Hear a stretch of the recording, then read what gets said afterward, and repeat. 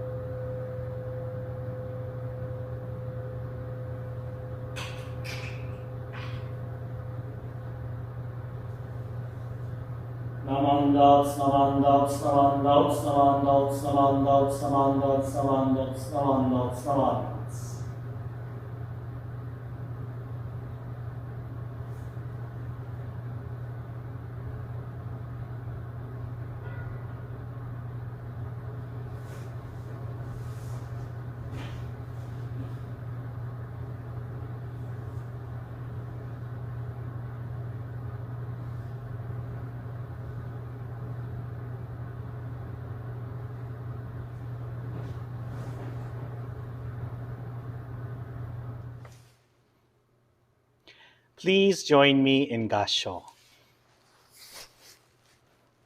Your complexion is pure. Your radiant countenance is majestic, like a luminous mirror in which clear reflections pass unobstructed. Namo Amida Butsu, Namo Amida Butsu, Namo Amida Butsu. Namandats, namandats, namandats, namandats, namandats.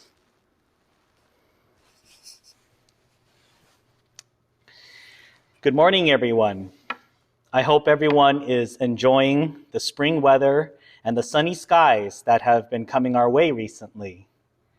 Things have been getting better in terms of people getting COVID vaccines, and I have heard some great stories of joy when some of my friends and some of our members have talked about what it feels like to be able to hug their grandkids again, or hug their parents, or hug their friends.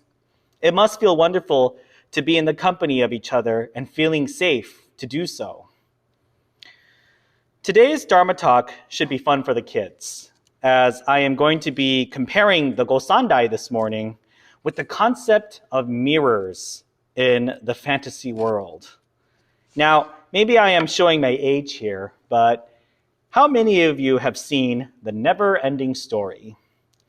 To me, this is one of the most Buddhist as well as Jodo Shinshu Buddhist stories when it comes to a fantasy movie, somewhat geared towards children. I say somewhat because there are many scenes that I would probably consider traumatizing, probably for kids. So I'm not really going to talk about those scenes today. But there is one part of this film that I want to focus on, and that is the part with the mirror gate, or the test of the mirror. But before we get into that story, I would like to discuss the topic of mirrors and reflection itself first. The Gosandai, or quote at the beginning from this Dharma talk, comes from the first part of the larger sutra, where the Buddha and his disciples are all sitting. Ananda, one of the Buddha's disciples and nephew, notices something different about the Buddha and inquires about it with the quotation from above. Your complexion is pure. Your radiant countenance is majestic, like a luminous mirror in which clear reflections pass unobstructed. Usually, when we think of mirrors, we think of them as tools used for our daily morning routines. We use the mirror when we brush our teeth. We use the mirror when we shave. We definitely use it when we fix our hair. In some ways, mirrors are tools for our vanity. We do our best to make ourselves look like our best selves. For the record, when I look into the mirror, I say, you know, Tadao, It's time you lose some weight. You got to lose a couple of pounds. You got to stop eating so much ice cream. By the way, Reverend Cindy makes delicious chocolate chip cookies. I know I've bragged about those before. And it's not her fault. She only allows me once a week. She only allows me to eat those delicious chocolate chip cookies once a week. So she makes sure that I don't eat too much or don't indulge too much in chocolate chip cookies. I get that from my father, by the way. Sorry. Little side story there. Now that I am vaccinated, I am also starting up Aikido again. So let's hope my belly shrinks a little bit too. Let's hope I lose some weight from the exercise I do. Let's hope, right? But I also got to eat right. However, there are other mirrors we use as well. The mirrors in our minds. The ego is a very powerful mirror that shows us what we want to be the most. It shows us that we are always right and everyone else is wrong. That we are the most beautiful people in the world sometimes. But other times, it is a mirror of doubt and self-loathing. It tells us we are never good enough. It tells us that we are ugly. The mirror of the ego is a powerful mirror, and definitely one of our own calculation and often delusion. One of the reasons why the Buddha is described in such a manner as the quote is because the Buddha is supposed to represent the truth of life, the Dharma, the ultimate reality of the way things are. What makes the Buddha a Buddha in the first place is that when the Buddha sees and looks at things, the Buddha sees things as they truly are. Not what ought to be or what the ego demands, but as ultimate reality. To illustrate my point, I would like to once again draw our attention to the Neverending Story. Personally, one of my favorite fantasy movies. By the way, I should also mention that there's going to be spoilers ahead. So if you haven't watched the movie yet and you really want to watch it before watching this Dharma talk, go ahead and pause the Dharma talk or stop it for right now. Go watch the movie and then come back to this Dharma talk. All right, you had enough warning, right? So now I'm going to continue talking about the Neverending Story. In the movie, the young warrior Atreyu, on his quest to save the land of Fantasia, must pass 3 gates in order to learn the secret of saving the world. The second gate is the one that I'm going to talk about today. And the second gate is the gate of mirrors. When discussing the gate of mirrors, 2 of the characters, Enjiwook and Falkor, discuss Atreyu's next step after he passes the first test. The dialogue goes a little something like this. Next is the magic mirror gate. Atreyu has to face his true self. So what? That won't be too hard for him. Oh, that's what everyone thinks. But kind people find out that they are cruel. Brave men discover that they are really cowards. Confronted by their true selves, most men run away screaming. Knowing this, I wonder how many of us will want to look in the magic mirror gate that shows us who we really are. I'm not sure if I would. This, in my personal opinion, highlights a strong point in the school of Jodo Shinshu as well. I have brought this up in the past, but there is a concept in Jodo Shinshu called Nishu Jinshin, which roughly translates to the 2 aspects of deep mind. The first aspect is that we must fully recognize that we are all ordinary beings that lack the capability of reaching enlightenment by our own means, by our own power. The second aspect is once we accept that fact about ourselves, then we realize that Amida Buddha's 48 vows were designed to benefit us and save us from this world of samsara. This can be found on page 85 of the collected works of Shinran. When we think of ourselves and look at ourselves in the mirrors of our minds, what do we see? I certainly do not believe that it is a mirror of truth, like the one of the Buddha or the magic mirror in the Neverending Story. I think the mirrors we carry in our minds are cloudy, skewed, and some of them are even cracked. What we see when we look at ourselves is not truly who we are.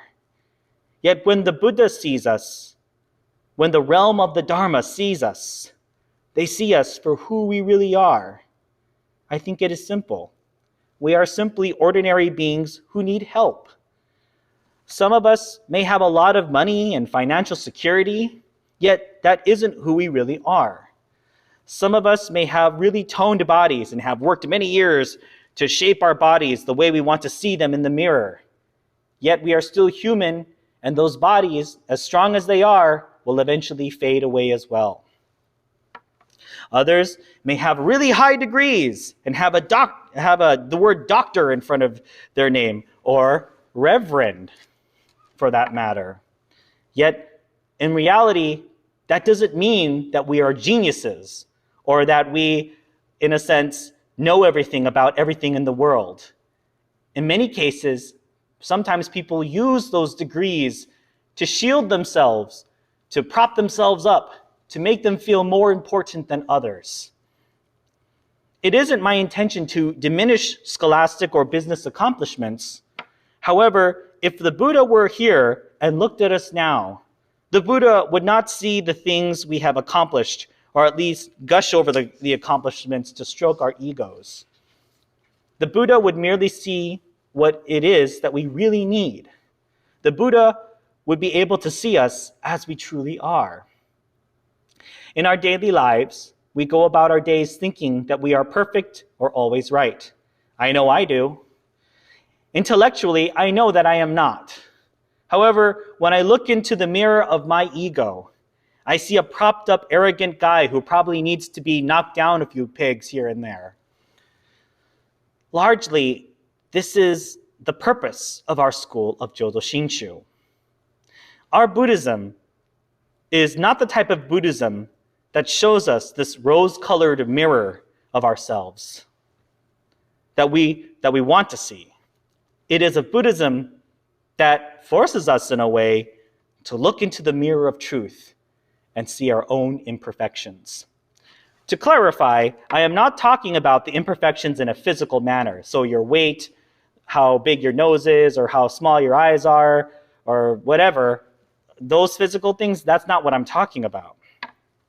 I am talking about the imperfections of our minds that stroke our egos or damages them. Ultimately, it is a Buddhism that teaches us that we are not perfect and must rely on the wisdom and compassion of Amida Buddha to gain insight into our true selves. So when we watch these fantasy movies or when we read the sutras, we also have to remember that these aren't stories to always be interpreted in a scholar-like manner. Though that is fun to do and improves our critical thinking skills, they are stories that teach us lessons about how we can best live our lives with the Dharma in mind, to challenge ourselves into deep self-reflection. I would like to thank you all again for tuning in today for our this will not be our last virtual service for the month of May. We still have one more to go, but next weekend is our live Zoom service. So I hope you all will be able to join for that service.